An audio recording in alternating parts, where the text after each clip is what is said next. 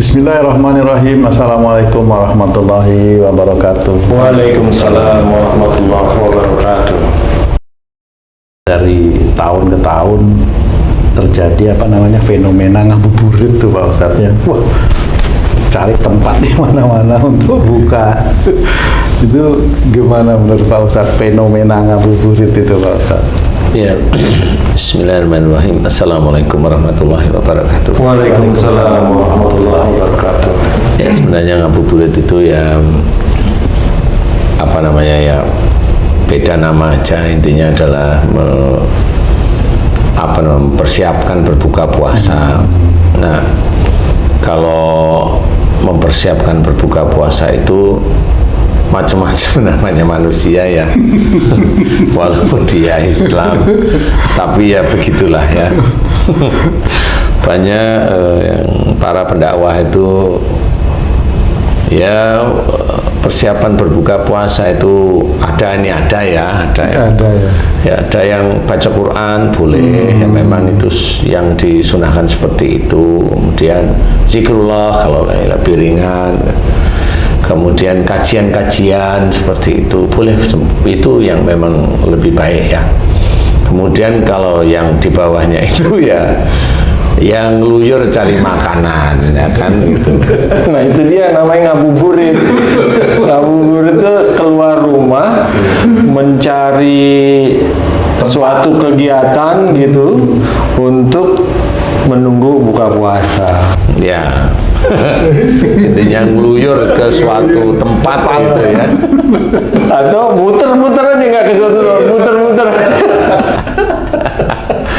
Ya memang yang ini harus kita perhatikan aja. Jadi untuk teman-teman yang lain ya kan, umpamanya kalau memang bagi ibu-ibu yang, saya tidak bilang ngabuburit ya, bagi ibu-ibu yang memang mau beli bukaan ya, takjil itu boleh-boleh aja sebenarnya, nggak salah. Cuma nanti kan kalau ibu-ibu atau bapak-bapak yang paham itu kan nggak mungkin nongkrong ya biasanya ya. Jadi setelah ya lihat mana dia ambil kira-kira yang mau yang mau dibuat takjil itu di keluarga, dibeli boleh, kemudian pulang. Nah itu enggak ada masalah, karena untuk nongkrong kayaknya enggak lah. Nah bagi teman-teman yang lain yang pada saat ngabuburit itu nongkrong dulu, ini yang harus diperhatikan. Kalau memang itu kita itu kalau bisa mendahulukan pada saat kita sudah melegakan tenggorokan kita istilahnya, itu kan yang kita cari adalah sholat maghrib ya. Nah itu yang lebih penting sebenarnya. Jadi sholat maghrib itu yang harus kita kerjakan. Kalau di tempat ngabuburit di situ ada tempat sholat, mushola atau masjid yang dekat situ sih boleh-boleh aja, silahkan. Tetapi di ngabuburit itu bukan persoalan hanya nongkrong aja. Biasanya hal-hal yang bisa menjadikan berkurangnya pahala puasa itu tetap ada. Bagi laki-laki ya dia pasti akan, mohon maaf ya, matanya jelalatan untuk melihat lawan jenisnya seperti itu. Itu banyak hal yang seperti itulah ya. Jadi ya kalau momennya mengabuburit apa yang dicari kan gitu ya. Apa coba? Makanan ya itu aja kan gitu. Biasanya Ustaz, ngabuburit ini dilakukan oleh remaja biasanya Ustaz. Dia mengisi waktu yang istilahnya membunuh waktu lah istilahnya untuk menunggu azan maghrib. Dia itu biasanya berkelompok tuh, nggak cuman sendiri gitu, berkelompok, ayo kita ngabuburit yuk ke suatu tempat. Nah seperti itu. Tapi kalau ibu-ibu atau bapak-bapak sedikit lah, karena apa ya, bukan sedikit, bubur di mana-mana, ada restoran penuh itu Pak Ustadz, itu kan sama aja. Kalau yang udah kerja itu kan biasanya ya buka bersama, gitu ya. ya agak-agak mirip, tapi kan bukan ngeluyur ya bentukannya. Iya. Buka bersama. Ada tujuan tempat. Ada tempat yang memang untuk berbuka. Silahkan aja sih sebenarnya. Cuma kalau akan menjadikan waktu yang kita pergunakan untuk menunggu azan maghrib itu kan ya lebih baik yang apa yang paling ringan kan ya udahlah, zikrullah atau baca Quran atau dengar kajian ustadz di TV itu kan lebih lebih baik daripada keluyuran di jalan menurut saya. Sesekali boleh sih ya, bukan tidak boleh ya, sesekali boleh. Nanti dirasakan mana yang mau dipilih. Kalau saya ya tetap pilih yang lebih mendekatkan diri kita kepada Allah aja. Kenapa? Persoalannya begini. Di bulan Ramadan ini bulan penuh berkah. Istilahnya kalau kita itu mohon ampunan itu lebih mudah diampuni dosa-dosa kita oleh Allah. Kalau kita itu bersyukur terhadap apa yang kita kerjakan, insya Allah lebih mudah dikabulkan, diterima rasa syukur kita oleh Allah Ta'ala. Nah, kita pergunakan itu walaupun bagi remaja-remaja atau yang masih muda, kita pergunakan hal tersebut itu menjadi amal soleh kita sebenarnya. Kita pergunakan, itu akan lebih penting. Pentingnya di mana? Insya Allah nanti kalau kita pentingkan itu salah satu nih. Kenapa ini harus dihubungkan dengan ayat-ayat Quran atau dengan hadis Nabi? Itu memang ini nanti akan menjadikan acuan atau batu pijakan dari masa depan seseorang Muslim, khususnya Islam ya maksud saya.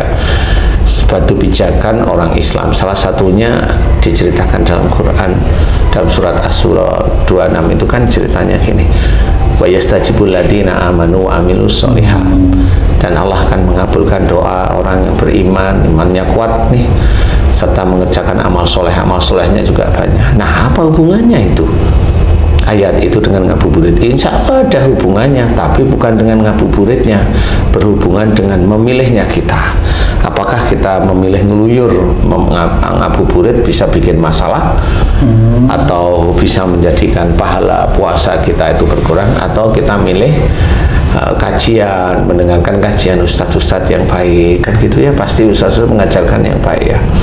Kemudian atau baca Quran, niatnya semuanya lillahi ta'ala, atau zikrullah, atau nonton bareng, nonton bareng tetapi kajian.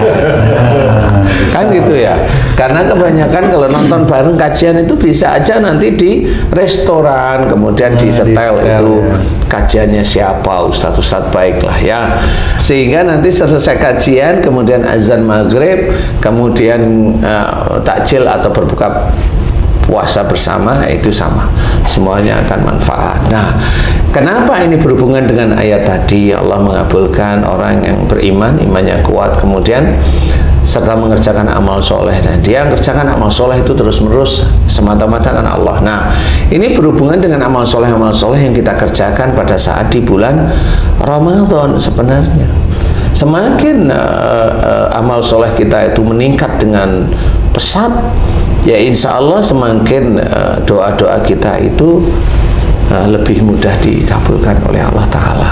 Apa yang tidak enak? Remaja kan ada masa depannya, ada kuliah, setelah kuliah ada kerja, kan di situ kan diperhitungkan. Mana ada orang yang remaja kuliah doanya ya Allah aku mending tidak lulus saja, kan ada. Ya. Kan seperti itu. Setelah kerja, setelah lulus, setelah belum lulus lah dengan ngerjain skripsi, dia pasti doa ya Allah aku mohon agar skripsi yang aku kerjakan dinilai baik oleh dosen pembimbingku, dan nanti pada waktu sidang insya Allah lulus dengan nilai, silahkan pilih nilai A, B, C. Saya aja udah nggak mau ya pasti ya. Pasti kan doa dengan nilai A ya, doa-doa yang baik. Kemudian selesai lulus apa yang dicari? Ya Allah aku mohon agar bisa dapat kerjaan yang halal, yang thayyib. Itu kan dari perbuatan-perbuatan baik. Allah sudah menceritakan dalam Quran tersebut bahwa doa yang dikabulkan adalah doa orang yang beriman, imannya kuat sekali kepada Allah Ta'ala. Diajak ngabuburit ya sekali boleh lah, sekali 2 kali dalam 1 bulan oke lah, tetapi dilihat mana yang lebih manfaat, ngabuburit di jalanan atau nonton bareng ceramah ustadz-ustadz yang baik, kan begitu ya, atau nonton kajian di TV, boleh silahkan, karena tetap itu yang akan diperhitungkan oleh Allah Ta'ala menjadi catatan amal-amal soleh kita. Jadi kita harus berpikir ke arah yang positif. Mau umpamanya setelah mamanya dapat kerjaan pengen apa? Pengen cari jodoh, kan dari amal soleh juga. Jodoh itu dilihat oleh Allah Ta'ala. Nah, inilah yang harus kita pertimbangkan atau kita pilih. Mau ngabuburit di jalan atau di rumah dengan mendekatkan diri kepada Allah Ta'ala. Kesempatannya justru di bulan Ramadan ini ya? Iya, istilahnya kesempatan banyak, tapi di bulan Ramadan ini kan ditingkatkan pahalanya daripada yang kita kerjakan, insya Allah. Di bulan puasa ini juga Ustadz, musim, kalau dibilang musim tuh istilahnya sering dilakukan orang tuh bukber, Ustadz. Nah, bukber ini bisa jadi juga menambah keimanan dan amal soleh juga, karena banyak juga, contohnya grup SMP saya nih Ustadz, ada buka puasa bersama. Di situ acaranya ada ceramah agama sebelum maghrib tuh. Kemudian di situ juga Haji yang ngisi ceramah. ada ustadznya, Ustadz. Ustadznya siapa namanya? Belum, Ustadz, belum. Yang kemarin? Nah, di situ juga ada urunan untuk buka bersama, maksudnya sumbang gitu. Nah, itu bentuk dari amal soleh juga gitu, karena kan memberi makan orang yang berpuasa, insya Allah pahalanya sama dengan orang yang berpuasa. Nah, berarti itu ada amal solehnya juga. Nah, apakah seperti itu juga baik tuh, Ustaz? Insya Allah itu baik, sebenarnya bagus, makanya kita tetap mencoba mencari celah untuk melakukan amal-amal soleh. Sebenarnya mencari celah apa saja, mau berkata yang baik, umpamanya Haji J ketemu sama teman SMP ini, mencari celah agar mulut ini tidak bicara yang aneh-aneh, umpamanya ketemu teman SMP di mana dulu tahu Haji J kalau temen ceweknya Haji J yang ketemu itu naksir sama Haji J. Nah, oh cewek nih, ya cewek lah. Nah, itu gimana caranya mulut ini tetap menjaga. Nah, pada saat menjaga menjadi baik ini, tetap itu akan menjadi amal soleh. Mulut kita itu terjaga. Hawa nafsu ya. Iya, seperti itu. Karena itu kan gampang sebenarnya. Jadi orang itu bermulut seperti itu gampang sekali. Itu yang bisa menjadi rusak. Rusak pahalanya itu ya begitu. Kalau maunya Haji J itu punya tipikal gampang ngomong dengan cewek, kumpulinnya ke cewek, rusak kok sehari-hari baru berpuasa. Ngomong aja apa aja. Iya, rusak itu benar. Iya. Iya kan benar sih. Itulah yang akan menjadikan rusaknya pahala-pahala puasa kita. Jadi tetap kita jaga. Ketemu ya ngomong yang wajar aja. Ngomong yang wajar itu malah Allah itu suka kok. Jadi ngomong yang dengan intrik-intrik tertentu sehingga agar kita itu bisa dilihat seperti ini, agar dia itu senang dengan saya, dengan itu kan trik sebenarnya. Nah, itu yang tidak disukai oleh Allah Ta'ala. Kan itu bisa merusak pahala-pahala kita. Jadi di semua lini tetap ada amal soleh dan juga bisa ada dosa. Jadi bagaimana kita akan mensiasatinya. Tapi kalau memang kan itu yang dikerjakan kan seperti itu kan global garis besarnya urunannya apa iuran, kemudian memberi makan, kemudian memberi makan kepada siapa aja yang memang dia berpuasa, kemudian mendengarkan ceramah, kemudian buka bersama. Itu kan kelihatannya itu kan baik itu. Tapi di balik itu memang ada sesuatu hal yang kadang-kadang kita tidak memahami. Berarti di acara yang baik pun tergantung orangnya juga ya? Iya, tergantung orangnya juga. Iya, benar istilahnya. Makanya yang tersulit itu adalah memerangi hawa nafsu. Mulut yang biasa itu ngomong dengan minyak paling licin di dunia itu ya. Terkadang niat enggak, tapi ada kesempatan gitu, celaka juga ya. Iya benar sih, karena itu kesempatan pasti ada, ya kan. Tapi kenapa justru di bulan puasa ini ya Pak Ustadz, ketika berbuka itu kok makan itu jadi lebih banyak gitu ya, keinginan itu juga macem-macem gitu Pak Ustadz, dan dibeli gitu. Kenapa seperti itu ya Pak Ustadz? Jadi itulah yang namanya setan mata itu di situ. Semua itu dibeli. Padahal setan kan kata ditutup ya, diikat ya. Kerangkeng gitu ya. Tapi ya nafsunya manusia itu tetap ada ya. Setan yang dikerangkeng kan di luar. Nah kalau udah di dalam tubuh ini ya setannya di sini. Iya. Itu sesuatu yang salah atau wajar-wajar aja tuh Pak Ustadz? Jadi secara psikologis manusia itu normal. Psikologis ya normal. Cuma kalau dari niatan kita memang mau berpuasa, itu kan ada yang harus ditekan, direm, diganjal, dihentikan. Kan harus seperti itu, harus punya apa namanya? Punya mode, istilahnya kita itu punya mode seperti itu. Jadi kalau momennya kita mau makan ini selesai ya sudah selesai. Jadi makan itu nggak aneh-aneh. Umpamanya kamu tuh, umpamanya kamu lagi masak kare pedas telur tahu tempe. Udah disiapin nih nanti untuk buka. Tiba-tiba ada seseorang nih baik hati ngirimin kamu itu selat Solo. Kan gitu nih. Keren itu. Itu kalau orang mau dua-duanya mau dimakan bareng. Tapi kan bisa menjadi tidak menjadi normal kalau bukannya oke, yang mana dulu nih, pilih salah satu. Mau yang kare tahu telur tempe yang agak pedas kan gitu nih, atau selat Solo kan begitu. Tinggal milih aja, pilih kalau kamu mau yang gampang busuk yang mana nih. Mamanya yang pakai santan boleh, yang tahu tempe telur duluan, kare pedas itu duluan, baru nanti selatnya beda. Jadi waktu milih itu juga harus melihat kondisi makanan itu, bukan kondisi perutnya Pak Ustadz, bukan kondisi mata, maka keinginan. Ya emang harus di kadang-kadang kan begitu tuh. Iya, makanya yang harus difikirkan seperti itu. Umpamanya masih umpama lagi nih, nggak taunya masakan tahu tempe sama telur yang kare pedas itu masih ada, dan kemudian nggak taunya selat Solonya masih ada yang dari kemarin.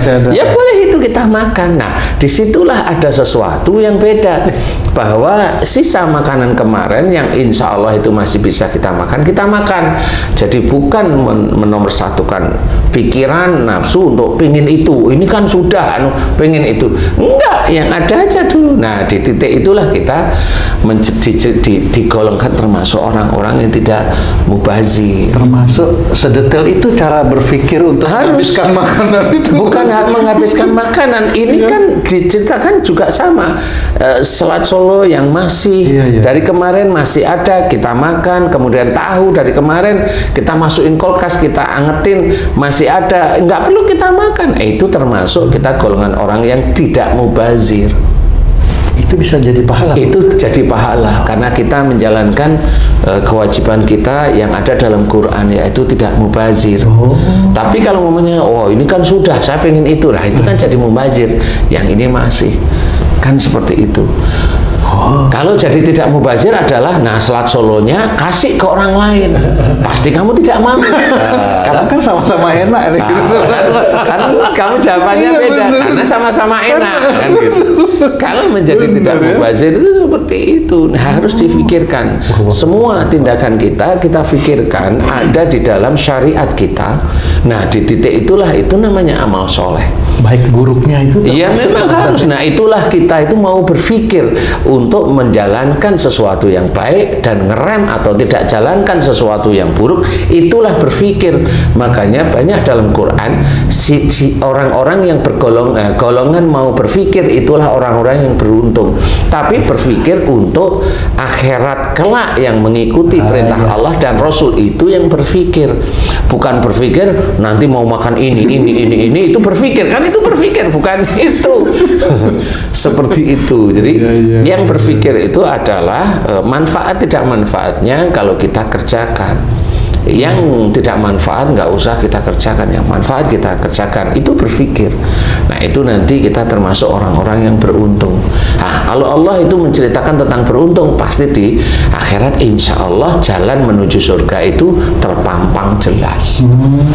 Itu insya Allah seperti itu. Makanya berpikirlah, jangan hanya cuma melihat kepingin, kemudian mendengar kepingin, apa saja kepingin yang memang kadang tidak dipikirkan oleh kita, itu mubazir sebenarnya, dan itu tidak ada manfaatnya sama sekali. Nah, coba kita belajar seperti itu tiap hari. Umpamanya kamu tuh lihat wanita, ini kan umpama nggak apa-apa. Lihat wanita yang dulunya kamu itu engsel sini itu olinya itu paling licin. Kemudian pernya itu paling hebat ya pernya. Kan gitu deh. Gitu. Suatu ketika dan banyak ketika kamu lihat mamanya wanita itu tidak ngomong biasa aja, dan nggak usah jaim, karena pada saat kamu itu tidak ngomong dengan wanita tapi otak dan hatimu pengen diperhatikan, sama. Wih, ini kalau yang seperti tadi Pak Ustadz, menurut saya bukan hanya di bulan Ramadan aja. Berarti apa sebenarnya yang membedakan Pak Ustadz antara bulan Ramadan dengan bulan-bulan biasa itu? Nah, kalau bulan Ramadan itu kan pahalanya lebih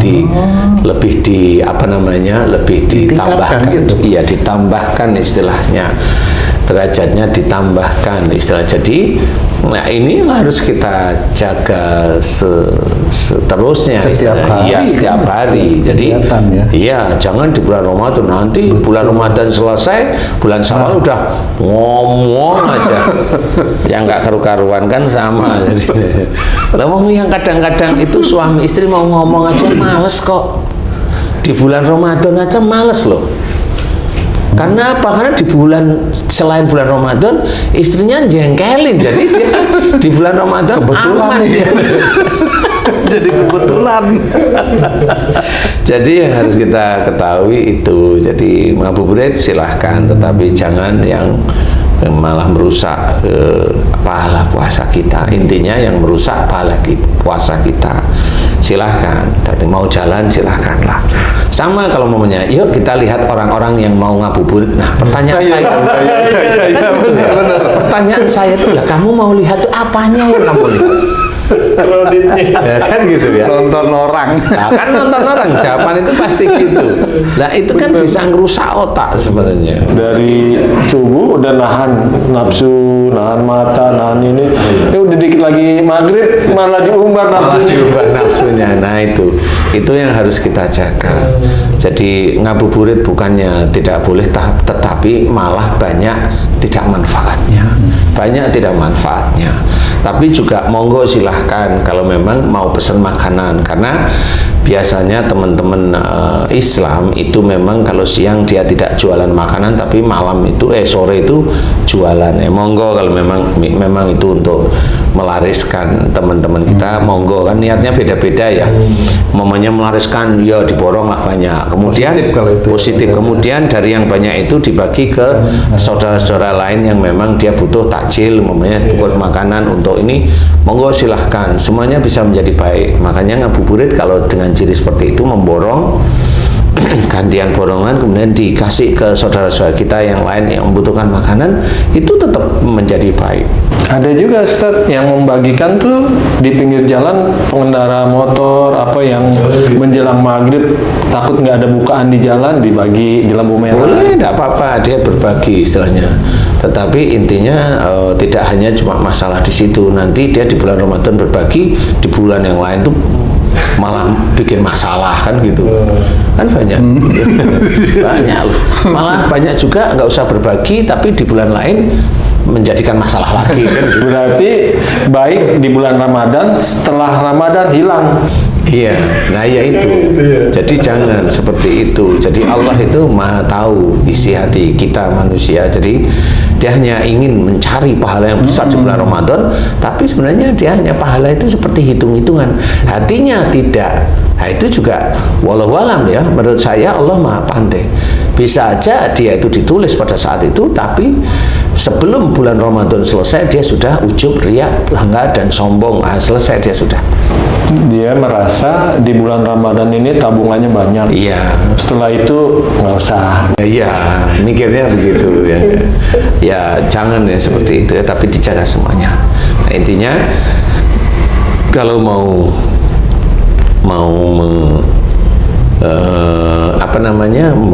menunggu azan maghrib, boleh silahkan dengan kajian-kajian yang baik, baca Quran atau zikrullah.